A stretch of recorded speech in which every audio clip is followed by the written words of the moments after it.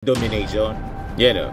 The Chinese Communist Party uses its intelligence services differently than those in the West. Unlike the latter, China's services are not restrained by independent political or judicial oversight or a free press. The CCP adopts a whole of society intelligence strategy, harnessing every part of its government and society to steal foreign secrets sa pamamagitan ng paniniktik, espionage, influence overseas governments tulad ng ating bansa.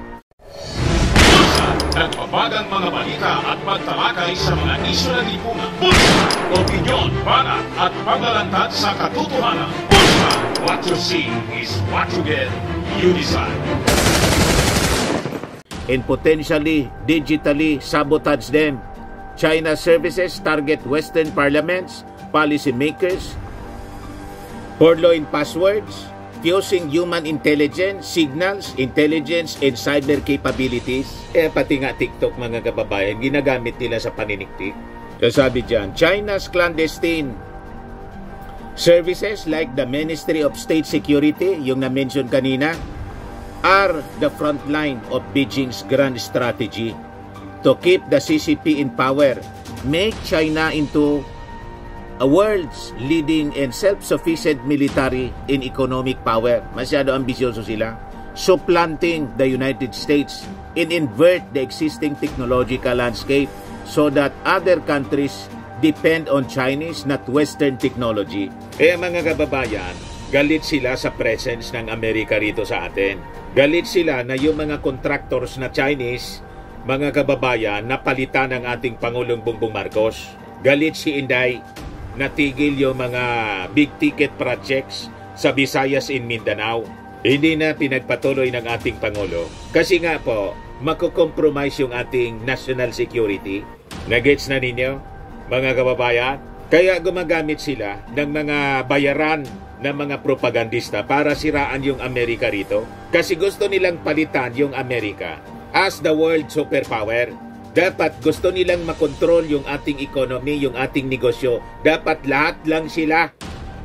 Na nagagamit nila po yung pagkikipagnegosyo sa atin para lalong palakasin yung kanilang military power.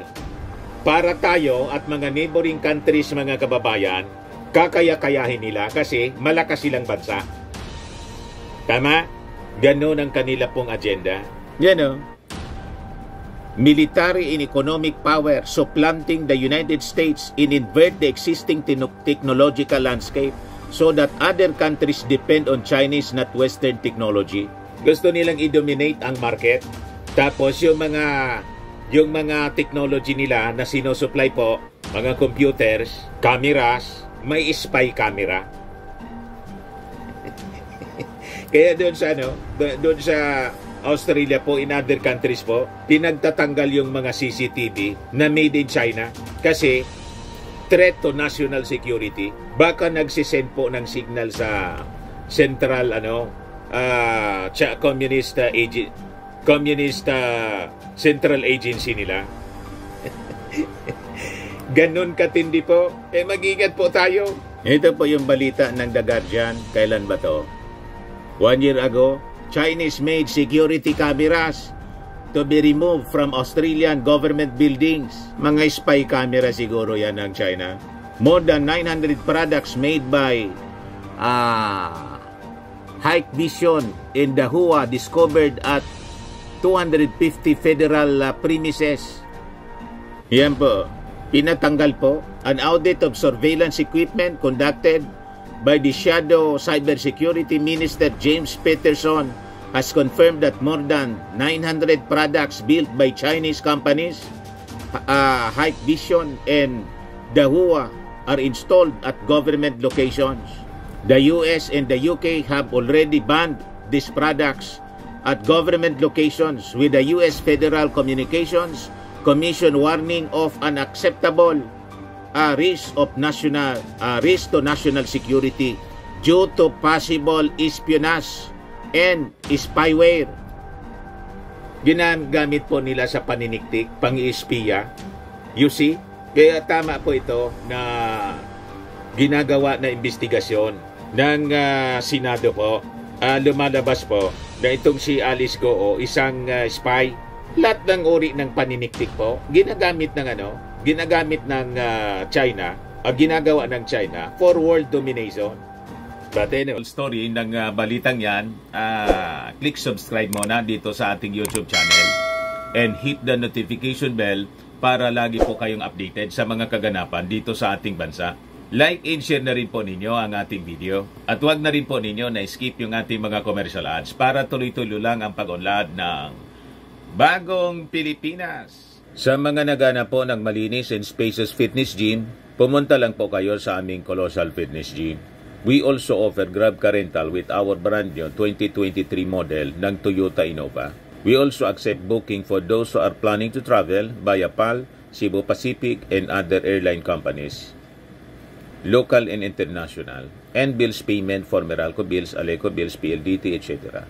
Ang Colossal Fitness Gym is located at 3rd floor Security Bank Building, Lanco Business Park, Legazpi City, Albay. For inquiries, look for Gilon Maravillas. Contact number 0966-802-0949. Yan po yung aming Innova. Lagi na pong matao sa amin.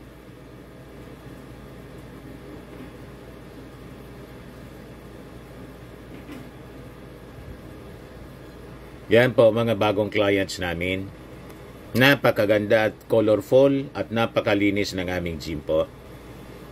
Pati mga foreigners po pumupunta sa amin, mga British tourist po sila dito sa Legazpi. Na-set up na rin po yung aming mga brand new gym equipment.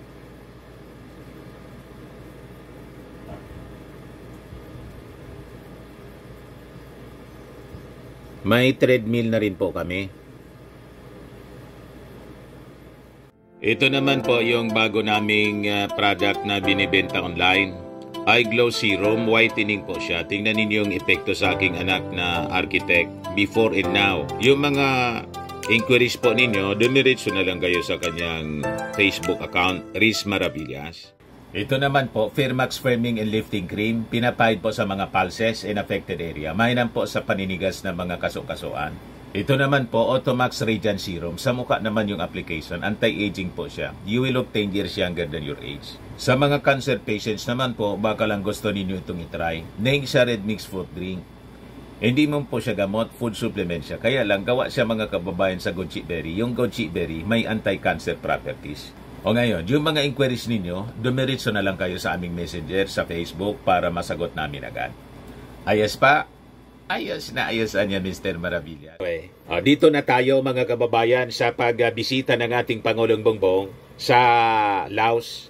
Napakaganda na po ng bansang Laos. Ayan po, tingnan ninyo. Ang napakadami palang mga tourist destination doon. Ito po yung bansang Laos. Katabi lang po, nasa sandwich ng Thailand at saka Vietnam. Nasa katabing bansa ng Burma, ito Cambodia, Thailand, Hanoi, Vietnam, tapos katabi din ng China. So importante itong mga bansang ito, barkada natin. At saka parte siya ng Association of Southeast Asian Nation. Importanteng mag-unite tayo. At least itong mga bansang ito, walang ambisyon na mag-dominate dito sa ating region. Ang may ambisyon po na world domination, hindi lang sa ating region, yung China. World domination yung kanilang ambisyon. Huwag natin silang hayaan na ganon yung gagawin sa atin. Na pati yung ating bansa ay inaambisyonan po yung ating territory. And in fact, yun ang purpose ng ating Pangulo. Dalhin yung issue dito po sa South China Sea para maging kakampi natin sa ipinaglalaban for a peaceful region na sumusunod po sa international rules-based order.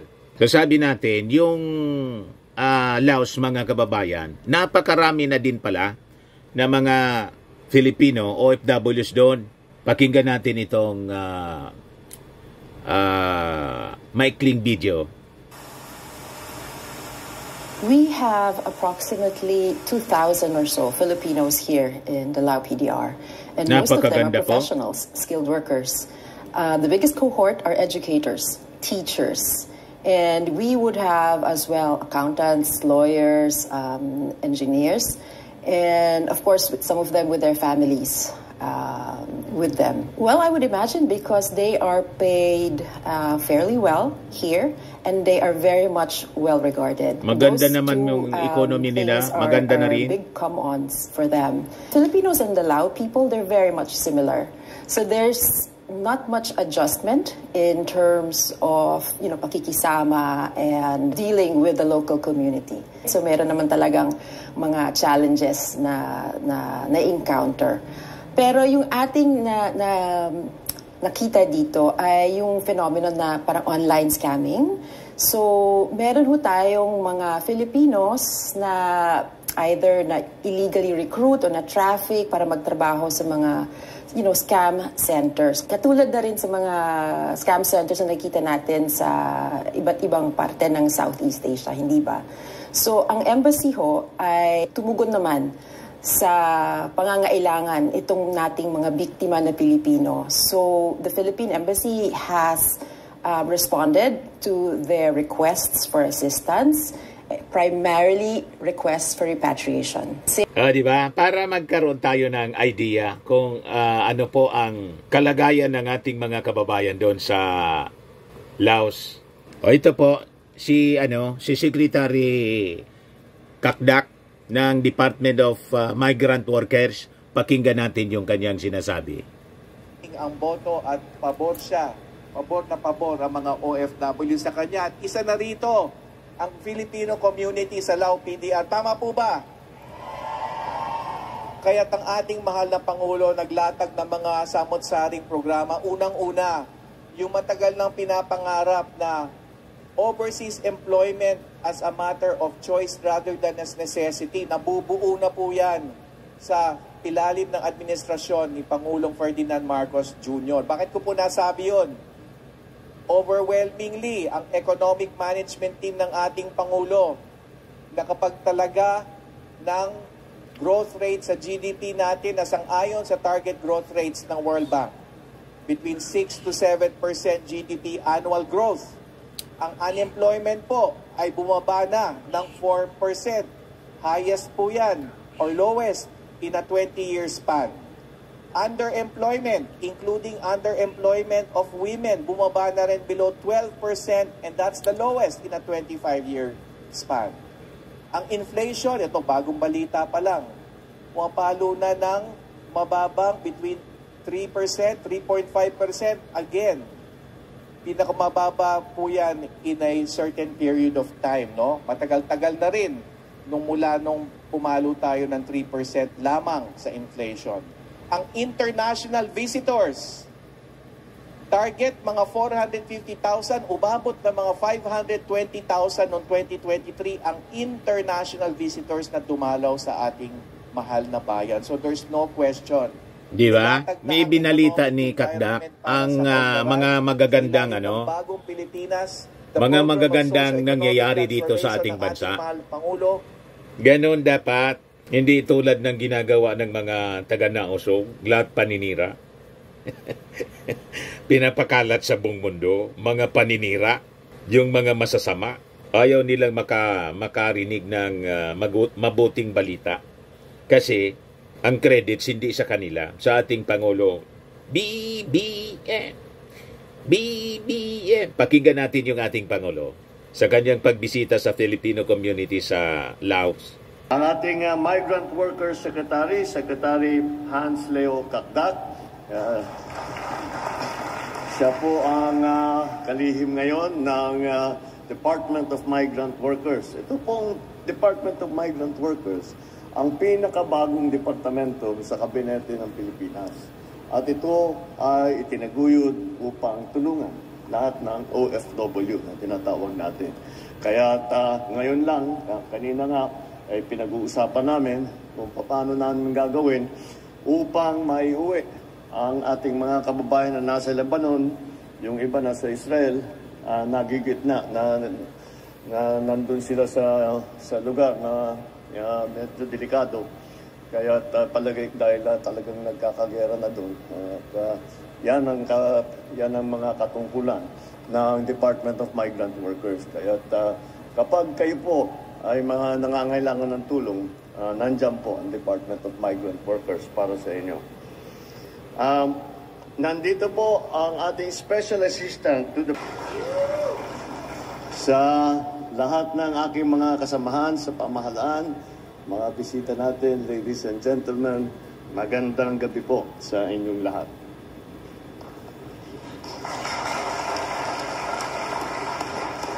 Susubukan kong gayahin ang ating ambassador, Sabaydi Tonleng.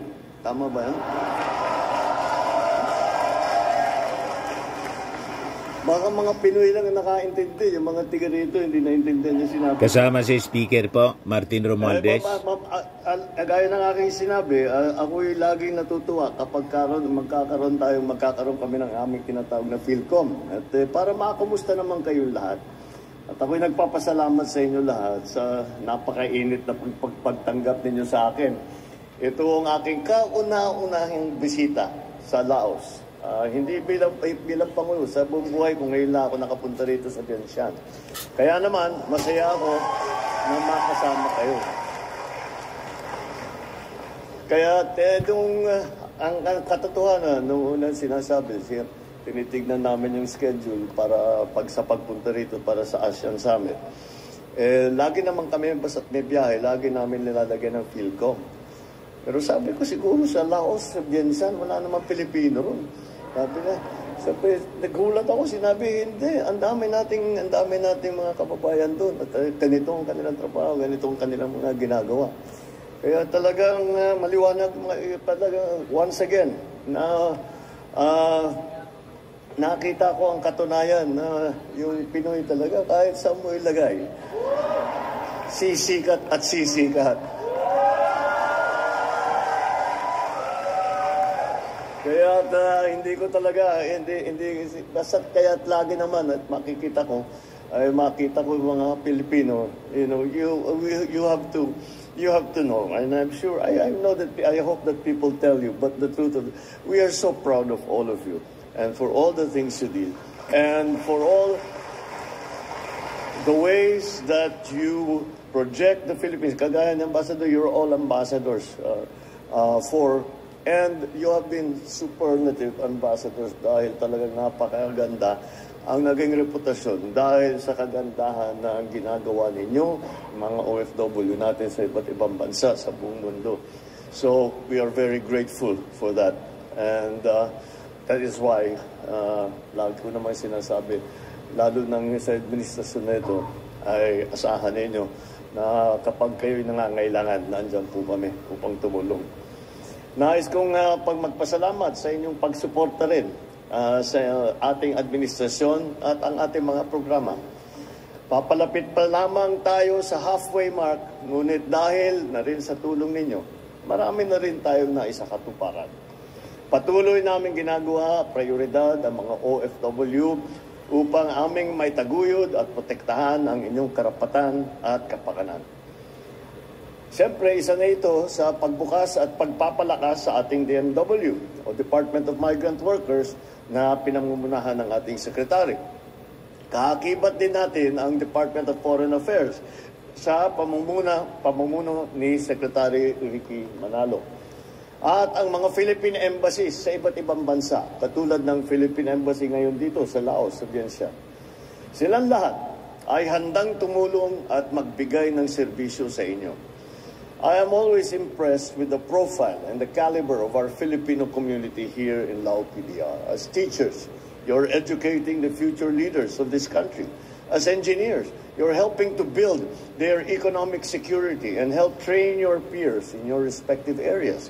As hospitality providers, you're strengthening the service economy and bringing in the quality standards that we have experienced back home. As executives, you make the business community here more dynamic and thereby creating opportunities for trade and investment. And as experts and as professionals, You share your knowledge and skills to benefit society and hasten their path to development. Maraming salamat sa inyong mga sakripisyo at pagmamahal sa inyong mga pamilya at sa ating bayan.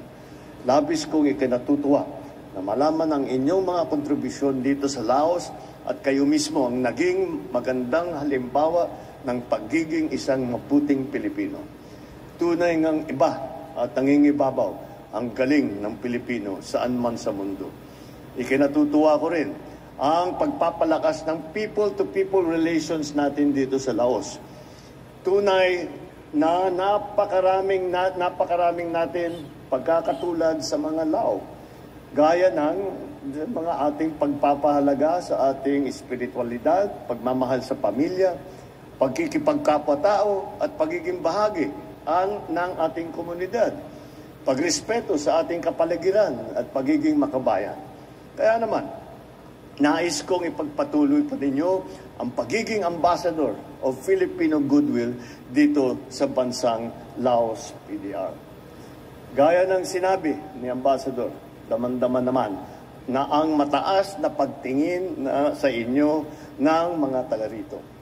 By exercising your professions in the professional and expert way that you do, through your daily interactions with the locals, you have become valuable members of society. You make us all very proud. Mga kababayan, in the next few days, I will be participating in the 44th and 45th ASEAN Summits and related summits, where I will be meeting with other leaders of the region and of other major international partners.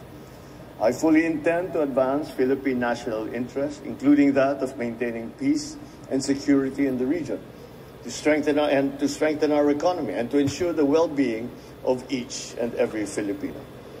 The world and our region are facing challenging times. From conflicts in Europe to the Middle East, to global existential threats such as climate change and natural and man-made disasters, to transnational crime and economic downturns. All these, in one way or another, affect the lives and livelihoods of peace-loving and hard-working people like yourselves. So my participation and that of the Philippines in the ASEAN meetings is precisely to find ways to cooperate with partners to better meet the challenges of today, to forge a better future for our beloved Philippines. During this visit, I will also attend the ASEAN Business and Investment Summit. I will meet potential investors, business people, and encourage them to explore the many promising economic opportunities that we have for them in the Philippines. Our country has become one of the most dynamic and best-performing economies in Asia. You can be assured that my administration will continue to work hard to sustain this upward trajectory. Mga kababayan, ginagawa po namin ang lahat ng ito upang patuloy namin mabigyan ng magandang kinabukasan ang bawat Pilipino. Nang sa gayon, ay hindi na kinakailangan ng sino man na lumisan pa sa Pilipinas at makipagsapalaran sa ibang bansa.